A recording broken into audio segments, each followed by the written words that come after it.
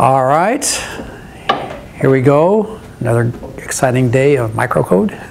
Actually, this one's going to be kind of tedious. I'm sorry to say, but I mean, this is about as hard as it'll get. We're going to do a really hairy example right now. Do you guys remember indirect addressing? This is about the ugliest. This is going to be about the ugliest microcode you'll ever see. Do you guys remember indirect addressing? Okay, what is immediate addressing? The operand specifier is the operand. Yes. So look, operand equals operand specifier. Now what about direct? Yeah, the operand specifier is the address in memory of the operand. Remember that? So operand, is everybody with me on this? Now do you remember indirect? This is just this deferred. Sorry, this is this deferred. So what's indirect? Still don't remember? Yep. So what is indirect? Indirect is the next one. It's mem operand specifier. Yeah. So It's deferred twice. yes, it's twice deferred. It's immediate, twice deferred. You have to say twice deferred or deferred twice. Well, it's direct deferred. It's immediate, twice deferred. Do you see what I'm saying?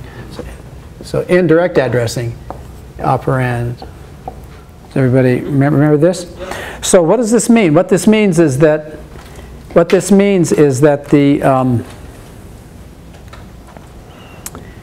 operand specifier. Now, where is the operand specifier? Do you remember where that is in the CP in the register bank? What were those numbers? Let's go back and look. 9 and 10, right, in the instruction register. Remember that? Okay, so 9 and 10 in figure 12.2. Okay, so now what we're saying is that is the address of a place in memory that is the address of the operand. Are you with me? So indirect is direct deferred, it's immediate double deferred. So, yeah. Okay. And so here's what we're going to do. We are going to do something very difficult. We are going to do load index register. So here's the one we're going to do. LDWX, this indirect. Are you with me? Now, and this is kind of like a worst case. This is a really involved one. And how many cycles do you think it's going to take? It's going to be a lot. 25. Oh, you're in between. 10's too low, 25's too high. 17. You're very close, 18.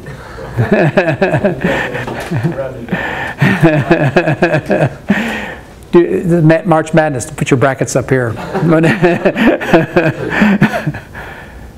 Okay, now, and figure 12.13, in figure 12.13 is a little diagram of the initial, the content of the registers in main memory and of memory itself. So look at this figure 12.13 and let's see if we can understand what's going on. So if we see up here, in the memory's on the left, the CPU registers are on the right. And it's not necessary to use all of these different temporary registers, but we might as well, it doesn't hurt performance. And so I separated them out and just did these. I didn't reuse, you could reuse registers, you know, but just to keep things so that we can understand it, we're going to use temporary registers T2, T3, T4 as temporaries, and then X is the X register. So now let's take a look. In the instruction register, there is register 8 CA. If you expand that out and you look at the opcode, you know, that's the opcode for load word. By the way, those of you, I think everybody in here has done PEP 8. This would be, do you remember, this would just be LDA, no, sorry, this would be LDX. This is what we used to call LDX in PEP 8, but it's the same, just different mnemonic. All right, so now, so the instruction, and that instruction register, you'd have to look up the PEP 9 opcode, you know, but if you look it up, that's what it is. And now take a look at what's in the operand specifiers in registers 9 and 10. 0012. Now what is 0012? That is the what? The 0012 is the what? Operand specifier. All right? And so if we go and look at the content of memory at 0012, what does it contain? 26. A 26 and a D1. Well, a 26 at 0012 and a D1 at 0013. All right? So what is that? What is the 26D1? That is what? Mem operand specifier. Are you with me? Here, that is mem operand specifier. But what is it? Mem operand specifier is the what? Mem. Is the address in memory of the operand. Which is 5.3. And so if you go, so if you go to mem 26D1, also shown on the figure in mem 26D1 is a what? 5.3. 5.3, and at 26D2 is a AC, and that is the what? That's the operand. That's what. And so now look at the very bottom on the right-hand side. At the end, what has to happen? Yes, it's the 5.3 and the AC that goes into the index register. You see what I'm saying? So can you imagine what we have to do? I mean, this is a really worst case scenario. Can you imagine what we're going to have to do now? It's going to take us 18 cycles. We might poop out before we get to the end. Who knows? But look, and so I've summarized here what happens at in these various cycles. Okay, in cycles 1 through 5, we get the. Do you see here cycles 1 through 5? In cycles 1 through 5, we take the what? The 2.6 from 0012, and we put it in temporary register, the high order byte of T3, which is register number 14. Are you with me? And at the same time, during that, simultaneously with that, there's going to be what? Are we reading to memory, or are we writing? Are we writing to memory or reading from memory? We're reading, so we're going to initiate a mem read, but we need 3 mem reads in a row. And so so while we're doing the mem reads, what can we do? What does it say up here? Cycles 2 through 3. The address. Yes, we can take the operand specifier, the 0012, and at the same time we can increment it and put it in T2. Does everybody see that? We're going to have to lay this out, because once we start doing the microcode, we're going to follow this plan. All right, so 1 through 5, and then 2 through 3. During that we can, and then we will have the 0013 in T2, and then in cycle 6 through 9, what will we do? In cycle 6 through 9, what do we do? We store the D1, the low order bit of T3. Into T3, into register 15, which is the right byte. And why can we do that? Because what are we going to use for its address? We're going to use the address that we calculated and put in T2. So do you remember how to do that? So we'll have that in T2. So we'll send T2 to the what first? When we read something from memory, what do we do first? Set up the what? Which register? The MAR. We'll set up the MAR and then have some cycles. Are you with me? Okay, so that'll be, so in cycles 6 through 9, we'll have that. And now that we have the 26D1 in T3, then what will we do? Yeah, and then in cycles 10 through 14, the 26D1 is the address of the what? Of the 5.3. So we'll put that in the, is everybody following this? So we'll put that in the high order byte of the X register, the index register. Oh yes, during those at the same time we can do cycles 11 through 12. Yes, we can add 1 again. It added 1 to, yeah. Yeah, it's going to do that. Add 1 to what? To T2. We're going to add 1 to T3 and put it in T4, right? And then in T4 we'll have the address of the AC. So in cycles 15 through 18 we can put the AC in there. Well, no, I mean you still the bottleneck is 3 consecutive. To do a read it requires 3 consecutive assertions of mem read, and to do a write it's 3 consecutive assertions of mem write. There's a slightly different rules for the bus protocol. Remember here, let's look at the bus protocols. So here's the memory read protocol. We put the address in the MAR before the first mem read cycle, and then the data in the MDR on or before the third mem read cycle, and you cannot change the MAR on the third mem read cycle. So that's our read protocol. So here's, one more thing we have to be aware of. So here's the load index register, assume indirect addressing. One more thing we have to be aware of is that when we load, what status bits are set? N and Z. So now we can clock the N bit on the very last, or no, on the most significant byte cycle. And what about the Z? How did we set the Z? Remember yesterday when we did add accumulator? How did we have to do the Z? Would we just do it that normally we were going like from low order to high order, but this time we're going high order? Yeah, we are. Yeah, good point. We were going low order to high order. This time we're going high order to low order. So let's look at figure 12.13. When is the 5-3 going into the X register? Yeah, so probably the one that's going to clock it in is going to be cycle 14. So on cycle 14, we're going to have to remember to do what? Well, to clock the N bit, right, because that's the high order bit. And we're also going to have to clock the Z, we're going to have to send the Z bit into Z. And then on cycle 18, we'll AND it. Do you remember how that worked? All right. Now that I have you captive, is this violating the Geneva Conventions for torture? Let's see how far we can get before we peter out. Are you ready? Roll up our sleeves. Get that pail of water for the waterboarding. Okay, here we go. But if you look at this on the on that app, it's really cool. Maybe we'll have time for a demo.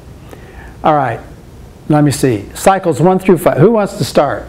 Okay, cycle. What do we have to do on cycle 1? Cycle 1, we want to load up the memory address register. Yes, we want to get the memory address register loaded up. We want to set A equal to 9. A equals 9. B equals 10. In cycles 1 through 5, we're trying to get the 26 into T3. But we have to put the address in the what? Do you know where we have to put the address? Okay, you want... MAR? Okay, MAR. So what do we have to do here? Like the sequential. Semicolon, MAR clock. Now, do you see what that does? That puts the address into the MAR. Yeah, mem read. So on cycles 2, 3, and 4, we know we're going to have to do what? Mem read. All right? Now, but while we're doing mem read here and here and here, at 2 and 3, we can be doing what? So what would we do here? We would say A is equal to 10. A equals 10. Now, do you remember where register 1, the register that contains 1 is? Oh, good call. 20, oh, you memorized it. Or, yeah, in figure 12.2, the 1 is at register 23. Nice. So B equals 23. Do you remember the path now through there? Do you remember? Load it up on here, so. Remember how to get it? Remember how it goes through? A equals 10, B equals 23. Now what do we have to say? We have to send A through the what? The AMUX? Yes, and so that's what? AMUX gets 1. Yes, and then it's going to go through the AO. It's got to go through. Do you remember how to get it through the ALU? Unchanged? Yep. Is that, wait, is that, oh no, sorry, we don't want it unchanged. We're adding. We're adding to the 1, yeah. So ALU, my bad. ALU equals 1, and then the result goes to where?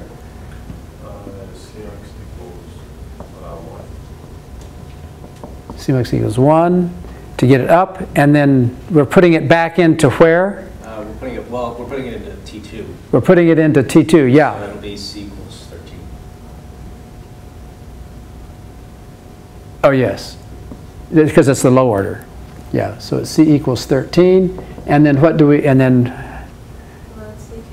we clock it in with load CK. Hmm?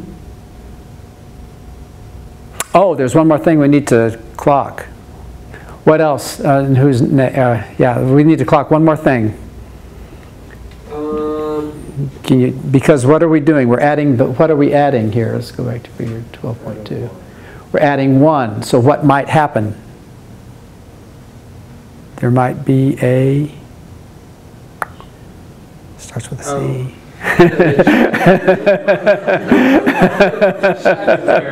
Yeah, shadow carry.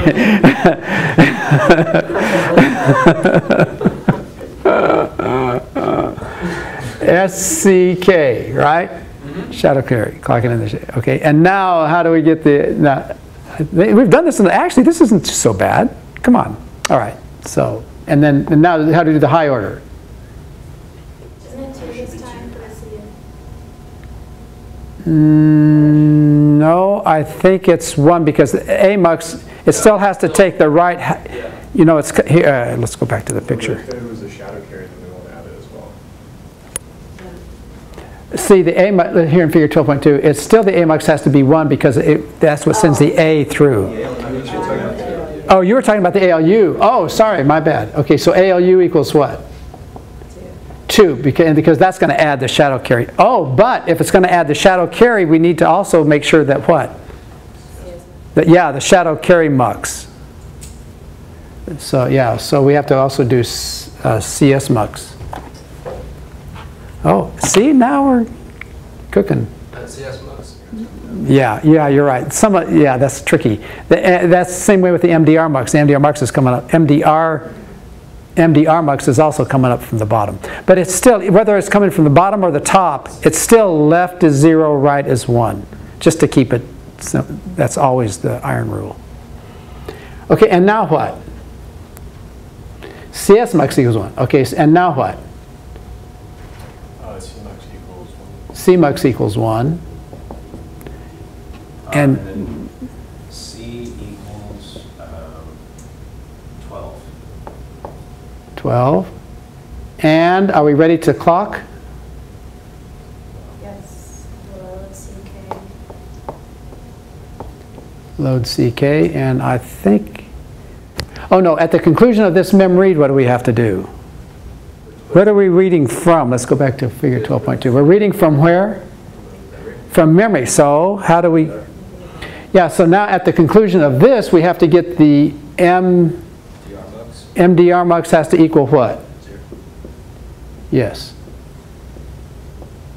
MDR mux has to equal 0, so that's taking it off the bus. And we got to clock it into where? At the end of the cycle, we have to clock it into where? The MDR. So this will be what? MDR clock. Where is MDR mux here? Now where is it? Now where is it that we want it to go on at the end of cycle 5? It needs to go into the T3. The T3. Yeah. Okay. So how do we do that? Now, how are we going to get it from the MDR? Let's go back to, how do we get it? Yes, A mux has to equal 0. So, because it's in the MDR, so now it's going through the, are you with me? Okay, so A mux equals 0, then what? Then the ALU is equals 0. Because ALU is 0 to send it straight through, right? ALU equals 0, so that sends it straight through. C mux gets 1. C mux equals 1. Now it's on the C bus. And we wanted it to go, let's go, we wanted it to go into here. 14 and 15. We wanted it to go into the, T3. yes, which is register 14. So what goes here? A gets 14, right? Bzz, close but no cigar. Oh, C. My bad. Yeah. Okay, so C equals 14. And now all we have to do is what? Yes. All right. Okay, I happen to know that the next slide has the first 5 cycles. Did we do it right? Can somebody check us here? Oh, did we miss something? So what did we do? We went from the MDR through the AMUX to the ALU up through the C bus, boom, right? Now, oh, check this out. Did we use, in doing that data transfer, did we use the A bus and the B bus, or the B bus? Did we use either the A bus or the B bus? We didn't use the A bus or the B bus. Clever. So it can like be in that bus, and then we just take the left side of the AMUX. Well, so at the same time that the data is flowing from the MDR through the AMUX and the ALU and the CMUX and up into the register bank, at the very same time we can take information from the register bank off the A bus and the B bus and put it into the MAR because they don't conflict. Ooh. So what else do we have? So now, with that in mind, what else do we have to, because what were we getting ready to do there? Well, we've already seen the solution, but let's see if we can reproduce the solution that we... So that was cycles 1 through 5. What about cycles... so what do we need to put into the MAR? Let's take a look at this figure 12.13. Can we tell? 12 and 13. 12 and 13. So at the same time we're doing this, we can be doing what? A equals 12. A equals 12. B equals B equals 13. Are you with me? A equals 12, B equals 13. And down, and then we can also be doing what? MARCK. Wow. Do you want to do cycles 6 through 18? I don't think I do. But the book did it. So let's just do a little microcode walkthrough. So do you see 6 through 9? Oh, and it's documented here. T low gets mem sub T2. Right? So do you see how that works, 6 through 9? Mem read. So we put the A equals 12, B equals 13 into the MAR. And so mem read, and on the third mem read, we do MDR mux equals 0 and MDR clock. Are you with me? And then we want to send that to the low order of T3. So A mux equals 0, A equals 0, C mux equals 1, C equals 15, load CK. Yeah? And then there's some documentation here for lines 10 through 14. We assert at this point that T3 contains the address of the operand. So there's some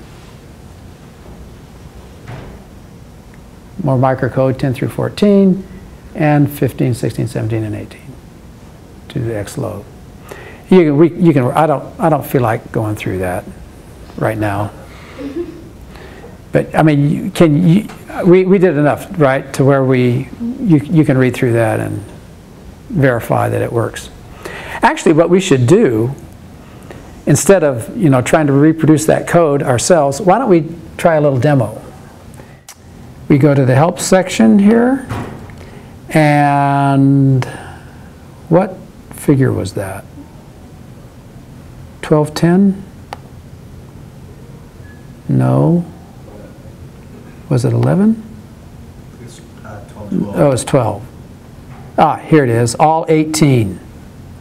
Isn't that slick how this app has the whole thing, every figure from the book? And there it is, we copied it over to here. Yeah? And let's, now watch what happens. When we start this, when we start the debugging, it does the preconditions. So let's take a look. Do you see that in the IR here, there's CA0012? And what we want to do is we want to have the information eventually go into the X register here. Now, do you remember what were the memory locations here? We should go to mem 0012. Let's go to mem 0012. And look, you see there's the 26 and the D1. You see when this unit pre set that up for us. So now what should happen when we go through the first 5 cycles? Yes, and that should go into T3 high. So what we should be looking at is this right here, right? So the 26, I think, should go right here. Is that right? So let's single step through this. So first, 0012 goes into the MAR. Are you with me? And then simultaneously, we're going to add 1 to the what? To 0012, and that's going to make it 0013. So there's 13. There's the 0013 there. Oh, and now look at this. Now the data is ready from memory. So see how that arrow changed? And so here's where we set the MDR mux to 0, and we clock this into here. So now what should happen here? What should be in here when we do another single step? Yeah, I think so. Boom, there's the 26. Is that slick? All right. And now this one is the one that takes the 26 and puts it where? Into one of those temporary registers, right? Which one? 14. I think it should put it right here. The 26 should go right there. And there's the 26, right? And then we single step, single step. Now we're getting the D1, so now the D1 is in the MDR. And now we're going to put the D1 where? Probably right there, yeah. So there's the 26D1. Now if we go to mem 26D1, 26D1, okay, so now 26D1 there's the 53AC. Isn't that neat how you can just type that in there and it'll scroll right to it? Okay. And so now the 568, so now first we'll do boom, boom, boom, and there's the 53, and then boom, boom, and so now the 53 got placed. Wait, where did the 53? Oh, and now we got the 53 in the X register, and now a few more clicks, 17, 18, and there's the 53AC. Are you with me? So anyway, that's our demo. The next thing we're going to do is the Arithmetic Shift Right Accumulator. Now, check this out, you guys. First of all, it's a unary instruction, right? So there's no reads, no memory reads, no memory writes. Everything happens in the CPU. So we don't have to have 3 consecutive cycles of doing anything. What it does is it takes the accumulator and it does an arithmetic shift right. So here's this is the, what's that called? This notation at the bottom that specifies what the instruction does? Remember what that's called? That's RTL, which stands for? Register Transfer Language. So that's the RTL specification of the instruction, Register Transfer Language. And so what happens is the carry bit gets the R15. It's arithmetic shift right. So we number our, in PEP 9, the bits are numbered left to right from 0 up to 15. in a 16-bit cell. So C gets R15, R1.15 gets R0.14, so that's the shift right, and then N gets R less than 0, Z gets R equals 0. So now look, how do you do this at the MIC? How do you do this as two separate operations? You see there's a low order and a high order. How do we add? How do we add two 16-bit quantities if we can only add 8 bits at a time? We have to do what first? We have to do the low half, and then save the carry, and then add the high half. But what about this? What about arithmetic shift right? What is it a combination of? Well, look here, you guys. This is figure 10.62. Now this is a figure from chapter 10. In the 4th edition of the book, it's a figure from chapter 12. But in the 5th edition of the book, it's in chapter 10 where it belongs. So look, what does part A of this figure show? Can you tell what operation that is in part? Well, it's in the caption. Well, what is that? What operation is that in part A? Arithmetic shift right. And do you see how the sign bit is copied, is duplicated? And then the arithmetic shift right, in the arithmetic shift right, the carry bit, the rightmost bit, gets sent to the carry out of the ALU. Are you with me? But now, what about, and so what you have to do is you have to start with the high order byte first. And then in the low order, what do we do? Yeah, we don't do another arithmetic shift right. It's not a combination of two arithmetic. You don't get a 16-bit arithmetic shift right by doing two arithmetic shift rights. Because if you did an arithmetic shift right on the low order byte, you'd be duplicating the wrong bit. You'd be duplicating something incorrectly. So do you see, first we have to do an ASR of the high order and then an RO and save the shadow carry. We'll save that in the shadow carry. But now what about the C out? What about after in the ROR? Do we save that in the shadow carry, yes or no?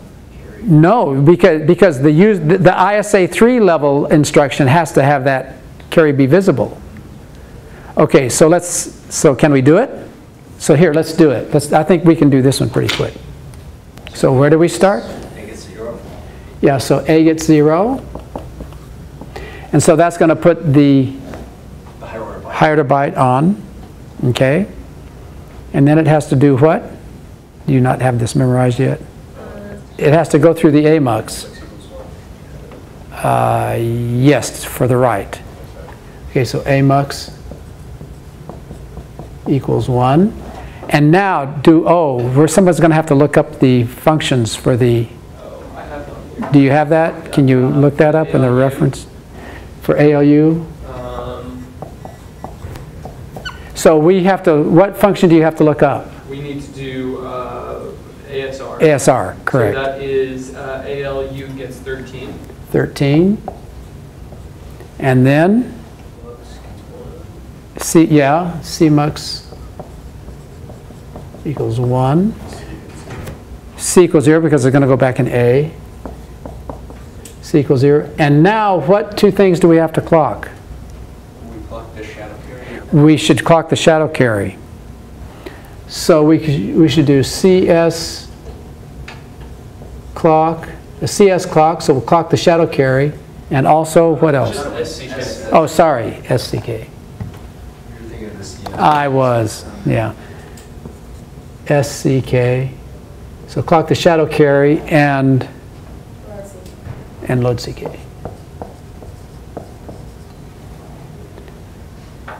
All right. Now, what about the next one? How do we do this? A gets 1. You still got to go through. You still got to go through. Okay. Well, because the ROL is going to be the ROR is going to be ROR of A. Yeah, I didn't. You see? Yeah, I wasn't thinking right. Well, that's fine. That's fine. And then what? Well, whoever's next. AMUX gets 1. Somebody's not taking their turn. I'm not naming names. for the sake of posterity, of this recorded posterity. Okay, and what was the ALU? 13. See, 13, we know it's not 13 because that would be another ASR. We have to look up what it is, ROR. 14. Is it 14? 12 is RLL.